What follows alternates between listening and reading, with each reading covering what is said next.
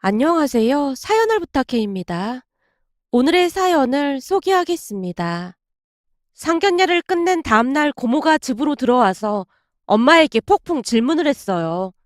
올케, 상견례는 어땠어? 예비 사돈 양반들 괜찮았어? 예, 나빠 보이진 않더라고요. 근데 뭐 하는 양반들이래? 회사 다니고 있는 건가? 그걸 회사라고 해야 하나? 그 뭐냐, 보험사에서 일한대요. 어제 듣기로는 판매왕이라고 막 자랑도 하고 그러던데, 판매왕이면 돈도 꽤 버는 거 아니에요? 보험 판매왕? 남친 부모님이 보험회사를 다닌다는 말에 고모 표정이 일그러졌습니다. 보험이 뭐가 어떻다고 그래요? 그럼 예비 안 사도는 보험 일을 하는 거고 바깥 사도는 뭘 한다는데? 두 분 다 보험 일을 한다고 하던데요. 뭐? 둘 다 그건 좀 그렇지 않나? 뭐가 그렇다는 말씀이에요? 아니, 내 입으로 이런 말 하기 좀 그렇긴 하지만 보험이라는 게 좀 그런 거 아니냐 그 말인 거지. 고모가 다시 양미간을 잔뜩 찌푸리고 있었는데요. TV에서 눈을 떼지 않은 채 아빠가 고모에게 한마디를 했습니다. 아니, 보험이 뭐가 어떻다고 그래?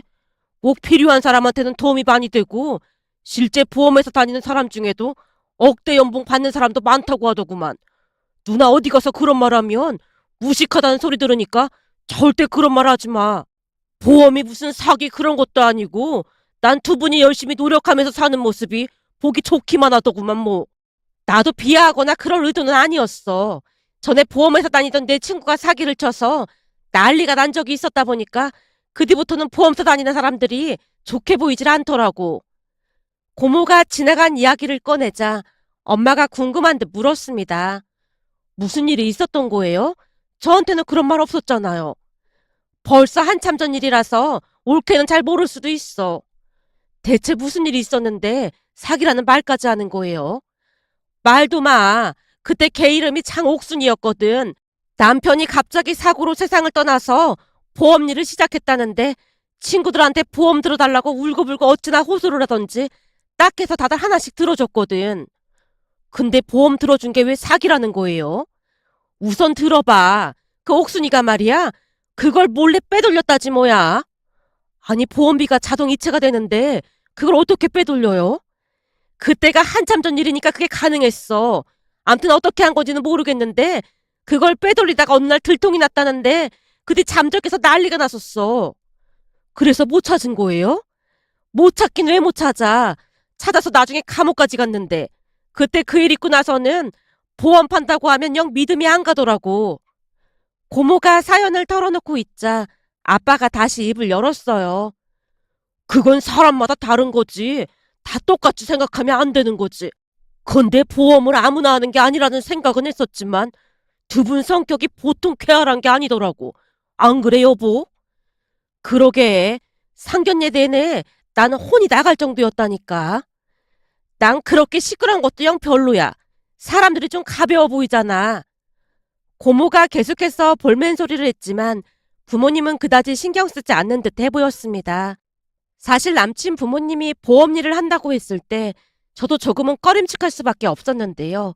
여기저기서 들어보면 강제로 보험 가입을 시키는 경우도 많다는 소리를 참 많이 들었거든요. 하지만 남친 부모님은 만날 때마다 보험을 들라고 강요를 하진 않았어요. 언젠가 한 번은 제가 들어놓은 보험이 뭐가 있는지 물어보길래 역시나 시작하는 건가 라는 생각을 한 적이 있었지만 제가 들어놓은 보험 증서를 꼼꼼히 들여다보던 남친 엄마가 조용히 말했어요. 보험은 누가 들어준 거니? 엄마 지인분이 보험일 하고 있어서 그분한테 들었다고 했어요. 그래? 딱 보니 보험 일을 많이 해본 분이네. 금액도 적당하고 보장도 아주 적당하게 잘 설계됐네. 큰 문제는 없겠어. 라며 꼼꼼히 확인을 해준 적은 있었습니다. 그런 모습에 남친 엄마가 조금은 색달라 보였는데요. 제가 아는 보험 설계사분들 중에는 다른 사람이 설계한 보험 계약을 헐뜯으며 기존 보험을 해약하고 자신이 추천하는 보험으로 가입하라고 막무가내로 우겨대는 사람이 꽤 많았거든요. 그런데 아주 꼼꼼하게 확인하고 괜찮다며 안심시켜주는 모습에 조금은 멋이 있다는 생각마저 들었던 것 같습니다. 그 뒤에도 남친 부모님을 자주 만나서 식사도 하고 많은 대화를 나눴지만 큰 불편함이 없었기에 상견례까지 했는데요. 상견례 날 남친 부모님이 어찌나 호탕하게 대화를 이끌어가던지 조용한 부모님이 약간은 놀란 듯해 보였지만 그냥 호탕하다고 생각하시는 것 같아 보였습니다. 상견례 날 식사를 하던 중 남친 엄마가 말을 꺼냈는데요. 우리 둘 다 보험일 한다고 해서 싫어하시면 어쩌나 조금은 걱정했습니다. 싫어하다니요. 그럴 이유가 있겠습니까?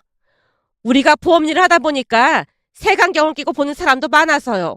암튼 좋게 봐주셔서 정말 감사합니다. 남친 엄마가 부모님께 양해를 구하자마자 남친 아버지가 바로 입을 열었어요. 우리는 보험일을 아주 자랑스럽게 생각합니다. 처음에는 보험 안 든다고 난리치던 사람들이 보험금 수령할 때 제일 뿌듯하거든요. 가장 기억에 남는 사람이 있었는데 한 남자분이 트럭 운전을 해서 돈을 벌었었거든요. 근데 혹시나 하는 마음에 보험을 들고 싶다고 아는 사람을 통해서 직접 찾아왔더라고요. 하루 종일 트럭 운전을 해서 먹고 살다 보니 혹여나 사고로 잘못되면 저 자식이 걱정돼서 찾아왔다고 하면서 사망 보험금을 들었거든요. 근데 한 3년이 지났을까요? 정말 큰 교통사고로 그분이 세상을 떠나신 겁니다. 들어보니 상대방 운전자가 졸음운전을 해서 차선을 넘어왔다나 뭐래나 그러더라고요. 그분 부인 되시는 분이 보험금을 수령했는데 남편이 보험을 들어놨다는 걸 나중에 알았다면서 바닥에 주저앉아서 대성통곡을 했습니다. 다행히 그분은 보험금 수령하고 지금은 소소하게 일도 하면서 자식들 잘 키우고 있고요. 근데 만약 보험을 안 들어놨다면 혼자 자식 둘 키우느라 얼마나 고생을 했겠습니까? 그럴 때마다 어찌나 뿌듯한지 모르겠습니다. 정말 다행이네요. 듣는 것만으로도 막 먹먹하네요. 그럼요. 가장들은 다 똑같은 마음 아니겠습니까? 제가 이런 말 하면 다들 좀 이상하게 생각하긴 하는데 어차피 사람은 한 번은 다 죽게 마련인 거 아니겠습니까? 그러니 미리부터 준비해 놓는 게 좋은 거고요. 저는 그래서 보험이 꼭 필요하다고 생각합니다. 세상에 이 보험만큼 좋은 게 없다니까요. 근데 무식한 사람들이 이 보험이라는 걸 무시하거나 하찮게 여긴다 그 말입니다. 오늘 이렇게 보니 예비사도는 그런 사람들처럼 무식해 보이지 않아서 얼마나 다행인지 모르겠습니다. 안 그렇습니까? 아, 예, 그렇지요. 열심히 사시는데 그런 게 뭐가 문제가 되겠습니까? 그럼요. 보험일 무시하고 그런 인간들 보면 생각이 쪼잔해도 보통 쪼잔한 게 아니라니까요. 남친 아버지가 양미간을 잔뜩 찌푸렸습니다. 순간 아빠도 미간을 약간 찌푸리는 듯 해보였지만 남친 아버지가 눈치채지 못하도록 급히 표정 관리에 들어가는 모습이었어요.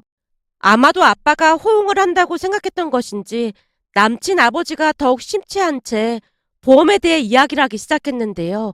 어찌나 심취해 있던지 그 언행이 약간은 과장돼 있었다고 해야 할까요? 그렇게 상견례 내내 남친 부모님은 보험 이야기를 했고 부모님은 그냥 혼이 나간 것 마냥 듣고만 있었습니다. 남친 부모님 두 분의 모습이 조금 심하다 싶을 정도였기에 남친이 제지를 하기도 했습니다. 엄마 아버지 상견례 자리인데 보험 얘기는 그만하시고 우리 결혼 얘기 하셔야 할 것 같은데요. 그렇지. 니들 결혼 얘기해야지. 라며 남친 엄마가 그제서야 우리 가족 눈치를 살폈습니다. 하지만 결혼 이야기는 그저 들러리일 뿐 얼마 지나지 않아 다시 보험 이야기가 주가 되었고 상견례 내내 보험 강의를 듣고 온 듯한 그런 기분이었습니다. 그날 집으로 돌아오면서 걱정이 돼서 조심스레 부모님께 물었습니다. 준호 씨 부모님이 말이 너무 많은 것 같지? 말이 많다기보다 직업에 대한 자부심이 많아 보이더구나. 혹시 너랑 만났을 때도 그랬던 거야? 어? 아무래도 보험 얘기를 많이 하긴 했지. 근데 보험을 강요하거나 그러진 않더라고. 오히려 내 보험이 괜찮게 설계된 보험이라고 잘 유지하라고까지 했거든. 그래? 그럼 그냥 직업에 자부심이 많은가 보네. 보험 왕까지 하고 그런다는데 능력이 대단한가 보다. 라며 엄마가 대수롭지 않게 생각하는 듯 해 보였는데요. 평소 부모님은 다른 사람 험담하는 것을 극도로 혐오하는 분들이었기에 더욱 그랬던 게 아닌가 싶었습니다. 그랬기에 다음날 고모가 집에 찾아와서 안 좋은 소리를 했지만 부모님 두 분 다 말을 아끼는 모습이었습니다. 하지만 여전히 걱정이 되는 듯 고모가 제게 물었어요. 혹시 문제가 있는 거 아닌지 잘 확인은 해본 거지? 문제? 무슨 문제? 얘가 이렇게 순진하다니까. 그러니까 깔린 빚은 없는지 그런 기본적인 건 잘 확인해봐야 할 거 아니야. 고모, 준호 씨 대출이나 빚 같은 거 없다고 했어. 이거사, 준호가 문제가 아니라 그 부모가 빚이 있는지 없는지도 확인을 해봐야지. 그걸 내가 뭔 수로 확인을 해. 그럼 대놓고 준호 씨한테 물어보란 말이야? 아니지. 다른 말 하다가 은근슬쩍 떠보라 그 말인 거지. 됐다. 너 하는 거 보니까 오히려 역효과만 날 것 같으니까 그냥 가만히 있어. 라며 고모가 신경질적으로 손사래를 치고 있었습니다. 그 모습에 조금이나마 안심을 시켜드리기 위해 제가 다시 강조해서 말했어요. 고모, 준호 씨 부모님 보험왕도 하고 그러신데 그런데 무슨 빚이 있겠어. 내가 들어보니까 보험하는 사람들 중에 돈 잘 버는 사람은 어마어마하게 많이 번다고 하더라고. 엄마 친구분도 돈 많이 번다고 했잖아. 제가 엄마를 바라보자 엄마가 미소만 지을 뿐 더 이상 대꾸하지 않았습니다. 그 뒤에도 고모 입에서 걱정스러운 말들이 계속해서 새어나왔기에 자리를 피해 방으로 들어왔는데 동생이 따라 들어와서 의자에 앉으며 물었어요. 누나, 그냥 내 생각이긴 한데 엄마 아빠가 많이 불편해하는 것 같았어. 너도 그렇게 느꼈어? 우선 어제 상견례 하는 내내 두 분이 거의 말도 안 하셨잖아. 그 뜻이 뭐겠어? 뭔가 마음에 안 드는 거 아니겠어? 엄마 아빠는 뭔가 불편하거나 마음에 안 들면 말수가 극도로 줄어들잖아. 하긴 어제 내내 입을 꾹 다물고 계시긴 했지. 그러니까 누나가 살짝 한번 물어봐. 어땠는지. 물어는 봤는데 그냥 준호 씨만 보면 되지 않겠냐 그러시던데 썩 마음에 들지는 않는 느낌이야. 다만 내 결정을 존중해준다는 말만 하셨거든. 물론 누나가 잘 알아서 하겠지만 나도 좀 그렇긴 하더라고. 생각해봐. 상견례 내내 보험 얘기만 하는 사람들이 어딨겠어. 결혼이 1년 뒤 돼서라고 하던데 고모 말처럼 조금은 자세히 확인을 해보라 그 말이야. 동생이 당부를 하고 방을 나서는 모습에 이상하게 불안하기도 하고 스멀스멀 두려움이 밀려왔습니다. 하지만 그 뒤 남친에게 이것저것 자세히 물어봤지만 큰 문제는 없어 보였기에 별일 없을 것이라 제 자신을 합리화시키고 말았는데요. 그렇게 얼마나 지났을까요? 어느 날 아빠가 다급한 목소리로 전화를 걸어왔어요. 민지야, 너 지금 빨리 외갓집으로 와야겠다. 외갓집은 왜? 외할머니께서 돌아가셨어. 뭐? 할머니께서 갑자기 왜? 제가 물었지만 빨리 내려오라는 말만을 하고 아빠가 전화를 끊었습니다. 급히 회사에 얘기를 하고 동생에게 전화를 해서 물었어요. 아빠 전화 받았어? 누나. 내가 지금 누나 회사 근처로 가고 있으니까 기다리고 있어. 내 차 타고 같이 내려가자. 나 지금 누나네 회사 근처에 다 와가. 떨리는 마음을 진정시키며 동생을 기다렸고 잠시 후 동생 차를 타고 외갓집으로 내려가던 중 동생에게 물었어요. 나 며칠 전에도 할머니랑 통화했었는데 이게 말이나 되는 소리야? 삼촌 말로는 갑자기 쓰러지셨다나 봐. 근데 오늘따라 집에 혼자 계시는 바람에 늦게 병원으로 모신 것 같아. 하필이면 숙모도 아파서 병원에 갔었다고 하더라고. 운전을 하던 동생이 눈물을 훔치고 있었는데요. 바로 며칠 전에도 할머니와 통화를 했었기에 도무지 믿어지지가 않았습니다. 문득 며칠 전 할머니와 통화했던 것이 떠올랐습니다. 민지야, 할미 보러 언제 올 거야? 할미가 너 좋아하는 수정과 해놓을 테니까 한번 내려와. 알았어, 곧 내려갈게. 근데 할머니 어디 아픈 데는 없는 거지? 그때 내가 보낸 홍삼은 잘 챙겨 먹고 있는 거지? 당연하지. 누가 준 건데 이 할미가 아주 잘 챙겨 먹고 있지. 근데 요새 꿈자리가 영 요상스러우니까 조심해서 다녀. 꿈자리가 요상스럽다니? 할머니 꿈 잘 맞잖아. 그냥 네 할아버지가 자꾸 나와서 할미 손을 잡고 어딜 가자고 하는 게 영 이상하잖니. 근데 어찌나 환하게 웃고 있던지 영 요상스럽다 그 말이야. 할아버지가 웃고 있었다면서 근데 뭐가 요상스럽다는 말이야? 너도 알다시피 네 할아버지 맨날 아파서 골골대고 인상만 쓰고 있었잖아. 근데 어찌나 환하게 웃고 있던지 네 할아버지가 만나 몇 번이나 확인해봤다니까. 그래서 가만히 생각해봤더니 이 할미를 데리러 오려고 그러는 건가 싶은 생각도 들고 그러더라니까. 할머니, 무섭게 그런 말을 하고 있어. 무섭긴 뭐가 무서워. 할미 나이쯤 되면 서서히 저승 갈 준비도 하고 그러는 거야. 암튼 보고 싶으니까 한번 내려와. 그렇게 할머니와 한동안 통화를 했었는데 그랬던 할머니를 더 이상 볼 수가 없다는 게 도무지 믿어지지 않았습니다. 또한 할머니 꿈에 나왔다던 할아버지가 떠올랐고 정말 할아버지께서 마중을 나오신 건가 하는 생각으로 머릿속이 복잡하기만 했어요. 그러던 와중에 남친에게 전화가 걸려왔고 제가 상황을 말해줬는데요. 남친이 장례식장 위치를 보러 왔기에 문자로 남겨주겠다고 했습니다. 그런데 그 뒤 기가 막힌 일이 일어날 줄 누가 알았겠습니까? 잠시 후 내려갔더니 다급히 장례식장을 마련한 모양으로 분주한 모습이었습니다. 그 와중에 저를 보자마자 외숙모가 대성통곡을 했어요. 어머니께서 우리 민지 좋아하는 수정과 만들어야 한다고 그랬는데 일을 어쩌면 좋니 그래. 이게 다 내 잘못이야. 그동안 올케가 엄마를 얼마나 극진히 모셨는지 다 아는데 올케 그런 말 하지 말어. 올케도 아파서 병원에 갔었다며. 감기 몸살로 열이 너무 많이 나지 뭐예요. 진통제 먹고 버티다가 도저히 안 되겠어서 잠깐 병원 간 사이에 일이 됐지 뭐겠어요. 하늘도 무심하시지. 세상에 이런 원통한 일이 어디 있겠어요.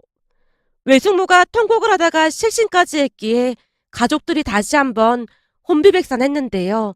외할머니와 외숙모 사이는 친모녀 사이라고 해도 전혀 이상하지 않을 만큼 사이가 좋았습니다. 외할머니는 친딸인 엄마보다도 며느리인 외숙모를 더 믿고 의지했거든요. 외할머니와 외숙모의 인연도 예사롭지 않았는데요. 새엄마 밑에서 고생하던 외숙모를 외할머니가 데리고 와서 며느리 삼았다고 했으니까요. 그런 사연이 있다 보니 외숙모는 외할머니를 친엄마 이상으로 따랐고 외할머니 또한 외숙모를 친딸로 생각하며 지냈어요. 그랬으니 외숙모 입장에서는 상상할 수도 없는 충격이 아니었을까 싶었습니다. 그렇게 외숙모는 병원에서 안정을 취할 수밖에 없었고 우리 또한 큰 충격을 받은 채 조용히 장례를 치르고 있었습니다. 그런데 다음날 남친이 부모님을 모시고 장례식장으로 들어오는 모습에 부모님뿐만 아니라 저도 많이 놀라 있었는데요. 만약 오게 되더라도 남친만 올 것이라고 생각하고 있었으니까요. 남친 가족들이 조문을 하고 난 뒤 우리에게 위로의 말을 건넸고 그 와중에 아빠가 진심을 다해 감사 인사를 했습니다. 남친 가족들은 자리를 잡고 앉아서 식사를 하기 시작했는데요. 그 뒤 정말 기가 막힌 일이 일어났습니다. 식사를 다 끝낸 남친 부모님이 자리에서 일어나더니 조문을 온 분들에게 다가가 명함을 건네며 어이없는 행동을 하고 있었어요. 안녕하세요. 사람 인생이라는 게 참 덧없지 않습니까? 하지만 사람은 누구나 한 번은 어차피 죽게 마련이지 않습니까? 그러니까 가족들을 위해서라도 이 보험이 꼭 필요한 겁니다. 전화 주시면 친절히 잘 상담해 드릴 테니까 혹시 보험 필요하시면 연락 주세요.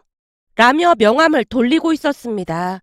그 모습에 가족들은 물론이고 조문을 왔던 분들의 표정이 말이 아니었기에 제가 남친을 따로 불러서 조심스레 말을 꺼냈어요.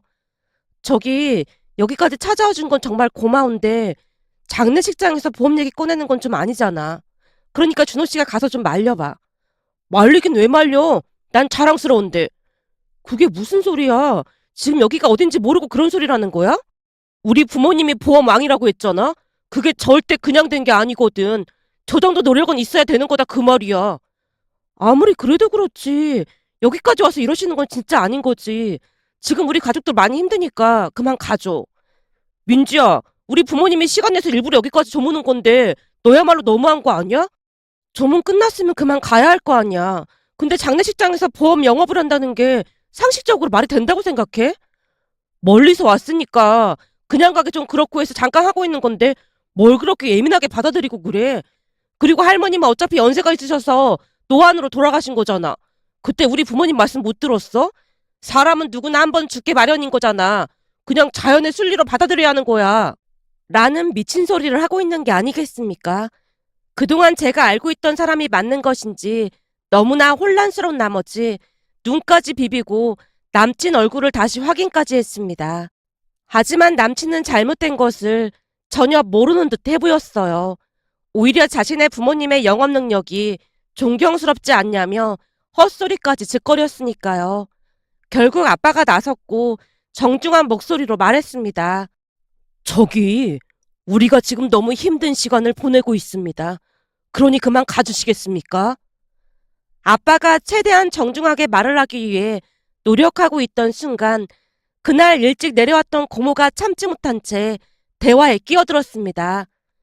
지금 남의 장례식장에서 뭐 하는 겁니까? 당장 나가주세요. 우리는 그냥 명함만 돌렸을 뿐인데 왜 화를 내는 겁니까? 아니, 남의 장례식장에서 보험 영업을 하고 있는 게 말이 된다고 생각하세요? 난 살다 살다 댁들처럼 경험 없는 사람들은 처음이니까 그만 나가주세요. 대체 누구신데 이러시는 겁니까? 난 민지 고모되는 사람입니다. 더 이상 소란 피우지 말고 그만 가주세요. 고모가 어찌나 노려보고 있던지 남친 가족들이 쭈뼛거리며 장례식장을 나가고 있었는데요. 그 와중에도 남친이 뒤를 돌아 제게 외쳤습니다. 민지야, 서울 올라오면 연락해. 저런 미친 인간을 다 봤나? 넌 제가 저런 인간인 줄 몰랐던 거야? 순간 고모 얼굴이 잔뜩 일그러져 있었습니다. 가족들 모두 넋이 나간 상태로 믿기지 않는 광경을 바라보기만 할 뿐이었고요.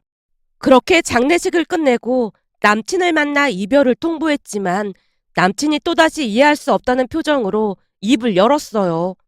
아니, 우리가 대체 뭘 잘못했다는 거야? 우리가 결혼한 사이도 아닌데 우리 부모님까지 내려가 준 거면 오히려 고마워해야 하는 거잖아. 근데 헤어지겠다니 이게 지금 말이 된다고 생각해? 그러니까 우리는 가치관도 너무 다르고 그래서 결혼하면 안 된다니까? 뭘 잘못했는지도 모르는데 더 이상 말해서 뭐 하겠어. 제가 다시 한번 말을 하고 그곳을 나와버렸는데요. 남친은 정말로 무슨 잘못을 했는지 모르는 듯해 보였습니다. 그 뒤 우리는 완전히 헤어졌습니다. 문득 며칠 전 할머니 기일이 다가와 외갓집에 다녀왔는데요. 외숙모가 지나가는 듯한 말로 중얼거리듯 말했어요. 그렇게나 민지 널 예뻐하시더니 할머니께서 널 지켜주신 게 아닌가 싶어. 할머니 아니었음 그런 집구석인 줄 모르고 그냥 결혼했을 거 아니야. 할머니께서 마지막 선물을 주고 가신 것 같다. 라며 할머니의 사진을 한참 동안이나 바라보고 있는 모습에 지나간 일들이 떠올라 이렇게 글 남겨봅니다. 오늘의 사연은 여기까지였습니다. 즐겁게 보셨다면 구독, 좋아요 부탁드립니다. 고맙습니다.